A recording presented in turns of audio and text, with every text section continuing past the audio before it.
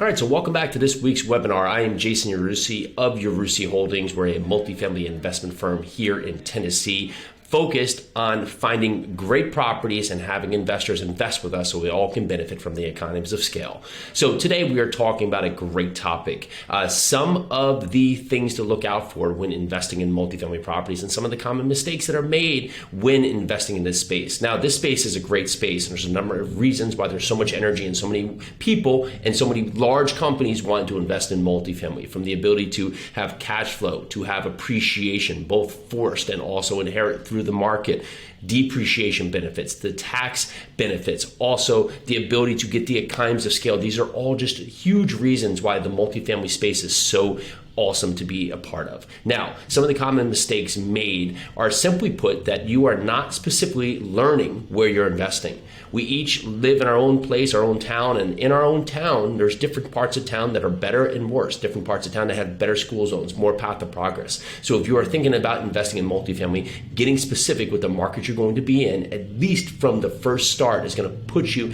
in the best place to take advantage of great opportunities. When I hear that people are trying to invest all across the country, I know they're going to have a hard time and make mistakes because they don't know when they're on the wrong side of the track. They don't know when they're buying into a property that the path of progress looks like it's near, but it's going the other side or going away from the property itself. So understanding your property is a huge, and understanding your market is a huge advantage for you to have. The next, what type of properties do you invest in?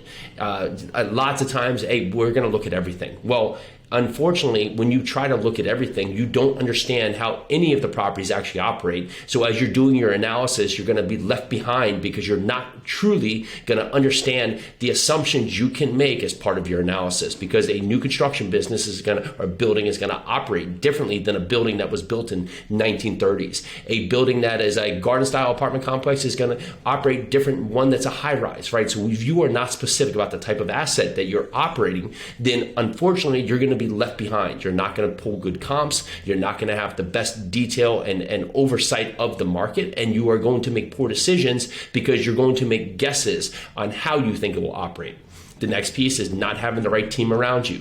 As you go into these deals, if you are analyzing properties and you are not truly making sure that your property manager is aligned on the business plan, they are not true on what the actual operating expenses are or the type of income that can be created on the property, then you are again going to be making poor assumptions. So knowing your team and how they can benefit, and are they in line with your business plan? Do they feel that your business plan can be accomplished?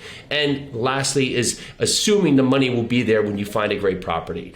Really, the quote that find a great deal and the money will show up sounds good, but typically you do not have the time on this large of an asset to find the deal and then go out and try to bring investors in. You need to build your base, build your investor base so they are ready and primed to make good decisions when you find a great opportunity. So if you can get ahead of these four things, it's going to put you in a great position to win. Know your market, know the type of building that you are going to focus on, have team members that can support you in your process, and have capital ready so when you do have that right time, you are not left behind trying to close a good deal and actually needing people's money because you are not giving them the opportunity to properly review the opportunity at hand. So think about all these things. Think about how you can use these to better reinforce your investment decisions as you go through to be the best multifamily investor that you can be. Again, if you'd like to learn more about our investment thesis, the type of properties that we invest in, and how you can invest alongside us, please come over to Yarusi Holdings. That's YARUSI Holdings.com. We'd love to talk to you, learn more about your investment journey and how we may be a part of that. All right, I'm Jason Yarusi. That was this week's webinar. Talk to you next week.